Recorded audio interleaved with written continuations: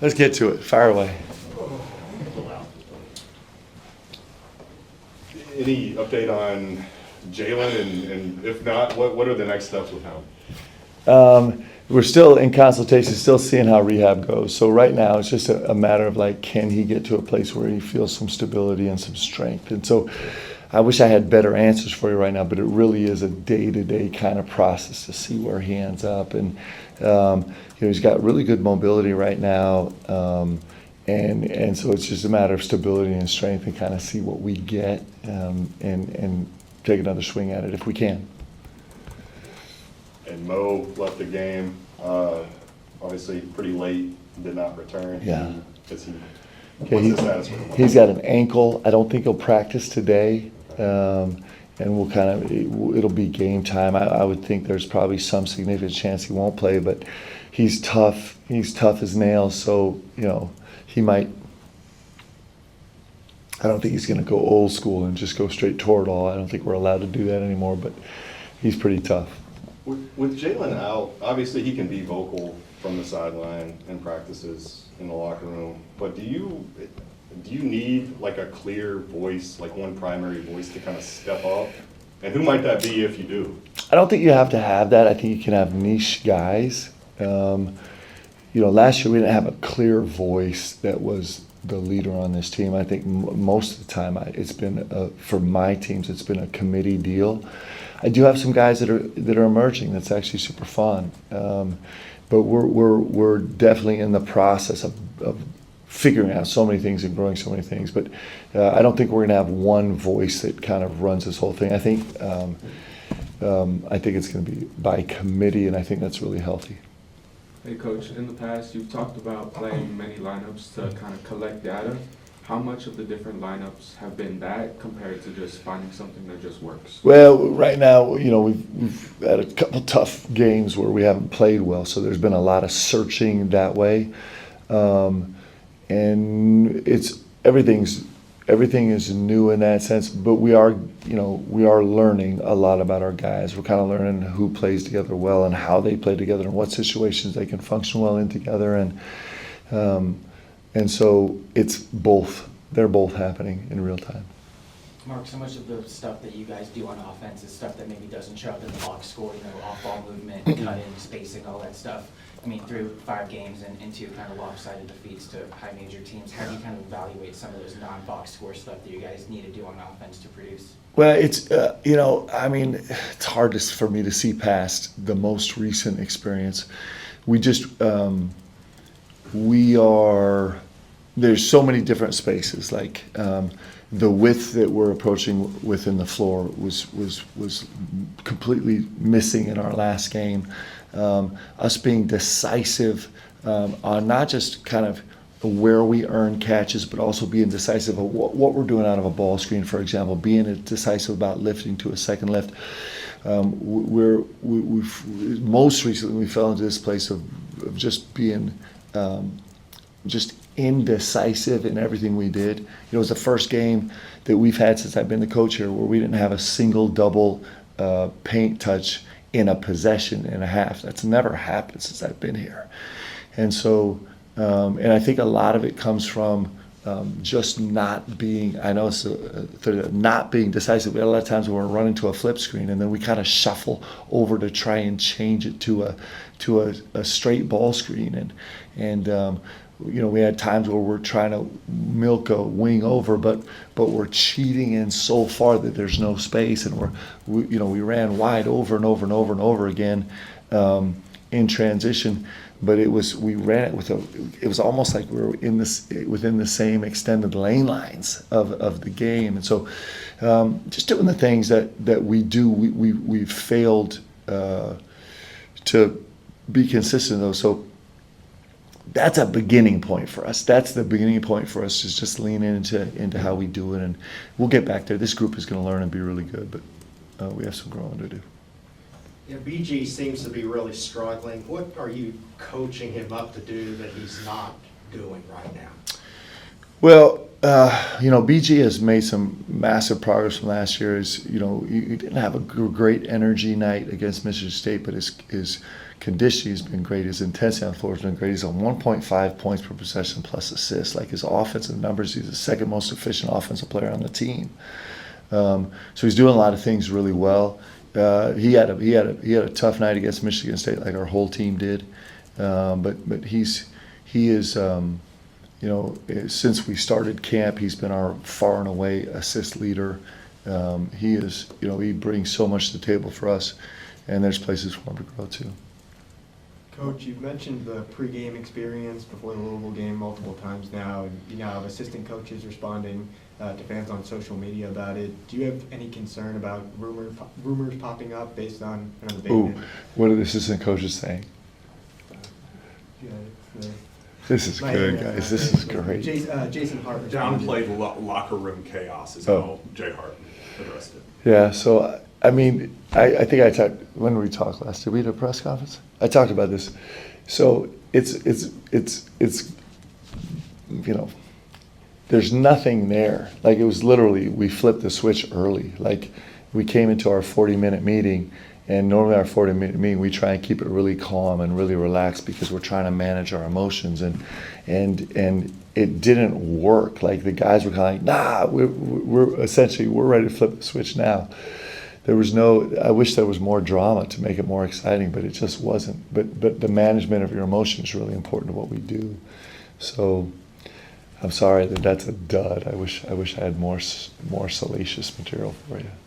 While we're on the locker room subject, Yeah. obviously it took a long time from buzzer Tuesday night for you guys to get in the room.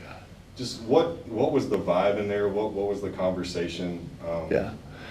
Well, it was not great on my part. You have so much emotion that you're trying to deal with, and you just have this,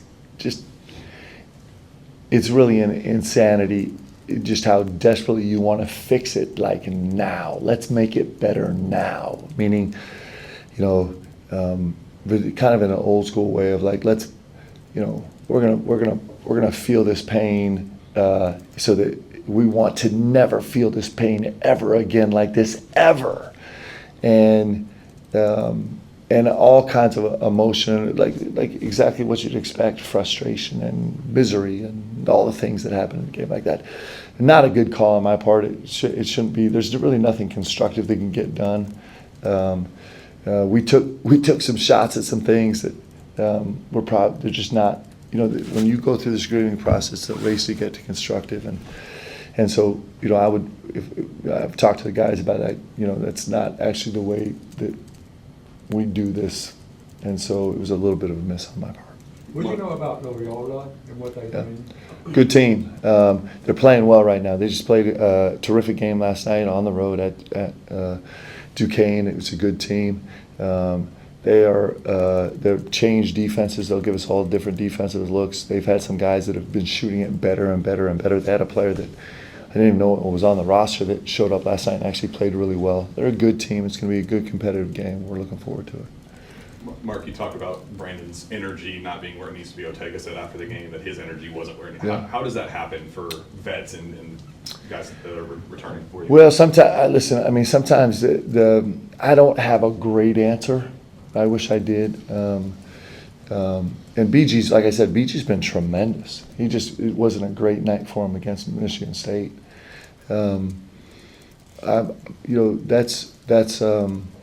We've been practicing hard. I don't think that's a contributing factor to our energy in the games, but it could be. You're always wondering about conditioning. You're always wondering about timing and travel and schedule. Trying to fine-tooth comb those things a little bit. I don't have a great answer for that exactly. When you look at we're doing breakdown now of everything. We have sprints per minute, and we have accelerations per minute, and accelerations over the whole game, and change of direction, and all the data we have. It wasn't so much. I didn't feel like Michigan State, our guys didn't play hard. I actually didn't feel that. I felt like we didn't play us.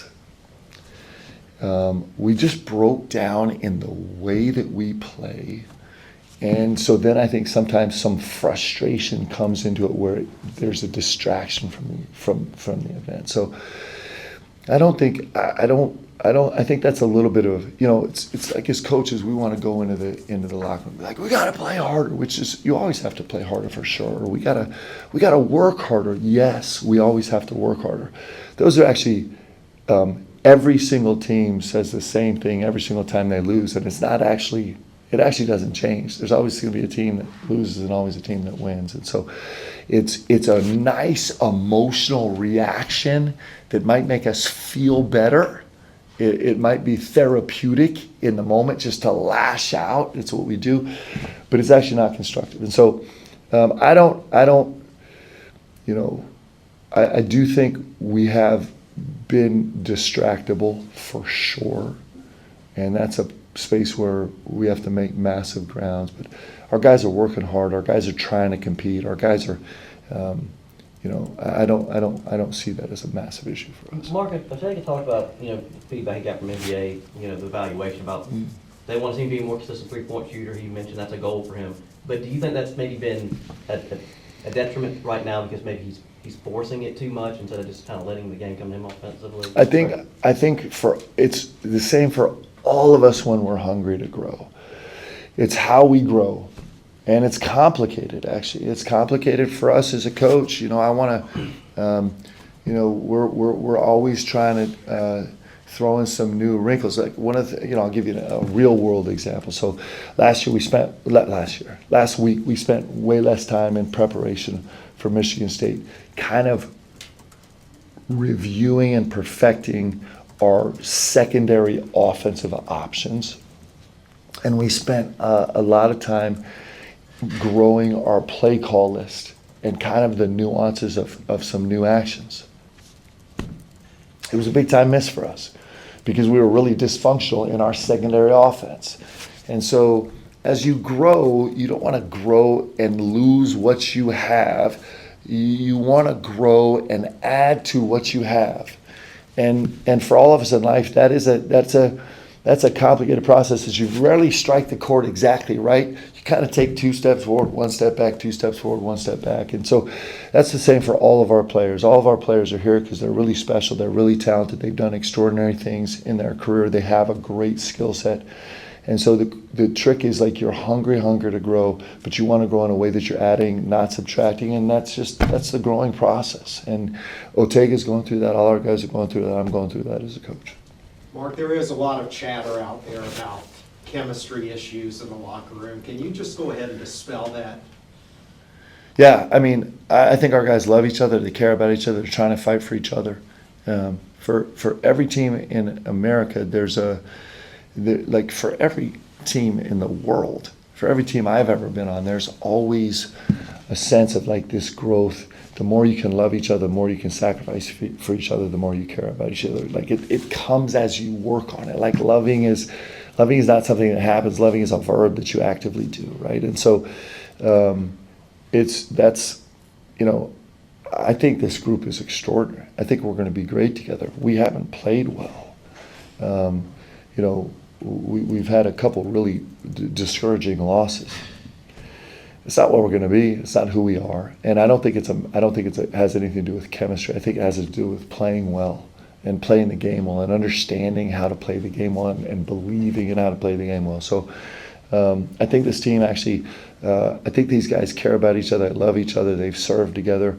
I would say that we have a really special foundation of a team with great chemistry, and we're going to continue to evolve. So I should have said that more concisely, but I don't think that's our issue at all right now. I wouldn't say that's even close to our issue. I don't think that pops up on my radar at all. This is a really special group of guys that are trying to find themselves right now.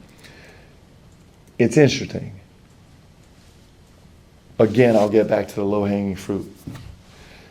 We want to talk about, like, we want to paint people as black and white. We want to say that there's some people that are super selfish and some people that just are altruistic and give to the team. That's that's really does a disservice to everybody, because there's nothing real in any of that. What happens a lot is a guy might come off as making what we would term a selfish play because he so desperately wants to help his team. That's actually more often the case. And so, it's fun because it's just fun. Like, we need stuff to talk about it. We need to have chatter, but this is a really good group of guys that really care about each other, that are trying so hard to do this for each other. But sometimes it manifests itself in a way that's exactly the opposite of what you're searching for. Mark, I know obviously the focus is on this year's team, but the early signing period did just wrap up with no commitments or anything like that. I guess just looking forward to next year's group and the high school recruiting landscape, what's your outlook on that front, and how are you feeling about the way that recruits are perceiving your message out there? Yeah, I think we're really excited about where we are. I think we're feeling incredibly optimistic about retaining players, about adding some really special high school players, and being great in the transfer portal like we will. I think we feel great about it. Actually, we're super excited. Coach, we won't get you next week before John Pelfrey comes to town. Yes. Another Wildcat, and what that means to you, and chance. How much do you know about him? Yeah, I mean, I love Pell. Like, you talk about a legend, all-time legend, great human being, great coaching career, great legacy here at the University of Kentucky, great representative of the sport of basketball. It's going to be really fun to have him up. I know that BBN will be so excited to welcome him back into this gym. And I have a lot of admiration for him and the way he carries himself. So it'll be fun. We're excited about that. Mark, I've seen your comments about that you woke up in cold sweats thinking about like the way the game last year against Ohio State went. Yeah. And for that game, you guys did wear suits. And I'm Yeah. sorry to ask about this again, but what's the reason you went with the quarter zips? Well, Tuesday. I mean, was that trying to take like this is a good question. take pressure off the team because suits are too formal? No, it's a good question. Because I'm really not I'm not into that stuff.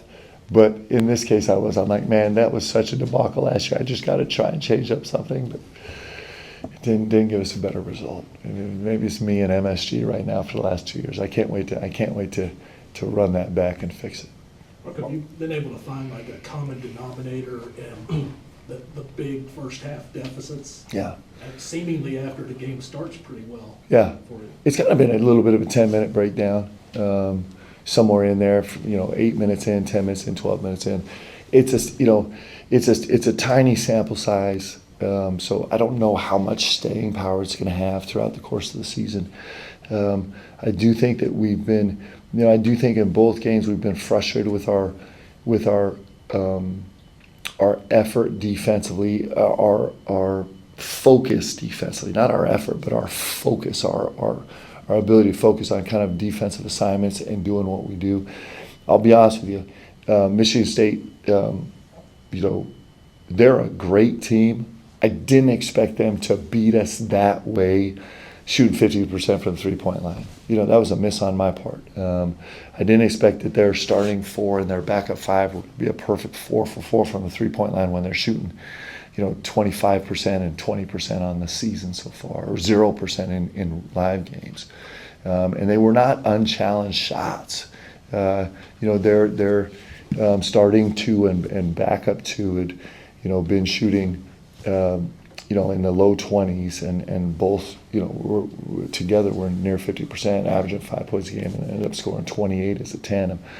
I didn't expect them to shoot the ball that well, but that happens sometimes, and we still need to cover there.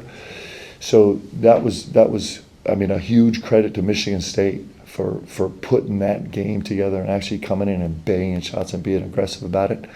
And Louisville was a much different vibe, right? They made some shots early, but that's kind of who they are, and that's what they've been. It's I think they're expected to be. So I think the defensive part, and I do think that we've had some offensive slippage massively after the first 8 or 9 minutes. That second 10 minutes has been tough for us offensively, and I don't know if it's the wear and tear of the game or if it's the distractibility, but we kind of lose the simple principles that are so important to us about our bigs getting inside three to their spots, about us waiting in the deep corner, about us playing the width of the floor. You know, these very fundamental things about us getting to a second side, about us continuing our hard cuts, about us getting a nice variety about sides of the floor.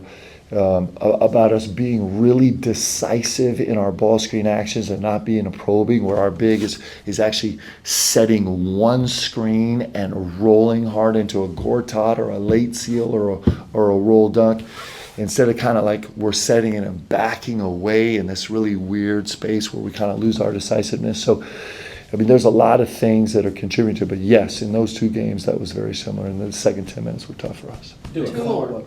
Oh, Two more. Was that game the fewest amount of actions, as I think you've referred to them? Yeah, it was really interesting. We got really stagnant. It's just not who we are. And again, I think it's, you know, it's the question is not the interesting conversation is not that we did. I mean, that's clear and obvious. The question is why. And so, and that's the question that we're exploring right now. And it's a lot of things. Like it's our guys still learning that those principles matter and they actually work. It's a little bit of, like always will be the case, there's always this tension between me play calling and us playing. And it might be a little bit of me trying to grab the reins a little too much or a little too loose. There might be some, you know, just slippage in the game. You know, it's all those things. We'll figure out. Mark, the coaches after the games, Valpo, Nichols, Eastern Illinois, they talked about just how physical you guys were with them. Didn't hear as much of that from Kelsey and Izzo. O talked Tuesday night about the practices being so physical and then not translating. Why is that not translating against these better, frankly, teams? Yeah. That's a question that we're going to continue to answer throughout the course of the season. One is they're more physical teams also. I mean, they're just better, more physical, more athletic teams. You know, early in the first half, we actually DA made a great read. They're a quick show team, and so he jabbed off the ball screen and hit the corner because they're also a high gap, and Ortega drives baseline and goes to dunk the ball and 55 made an unbelievable play at the rim. It was probably not the same play that, you know, somebody else is making. So just as one of 1,000 different examples. So that's part of it. It's really good teams and really good competition. Part of it's really early in the season. We're still in the process right now of massively kind of relearning ourselves from early in the season. And so it's all those things. You know, listen, we have a good squad, guys. This is a good group, and I have unbelievable amount of confidence that we're going to have a great season here. And I also know for a fact that we have an extraordinary amount of work to do. This is the best stuff actually for me. I know there might be some consternation out there, but I love it, man. I love it when you have to dig in deep and find your way through, and where guys are like forced to really not just look at each other and love each other, but lean on each other and count each other and have each other bail each other out. Like, this is the great stuff. And we have guys that are going to be able to accomplish great stuff. So now it's a process of scraping ourselves up and going and doing it. It's pretty cool. Mark, I wanted to ask real quick about this report from the NCAA this week. They published that more than 1/3 of men's college basketball players have dealt with harassment from bettors.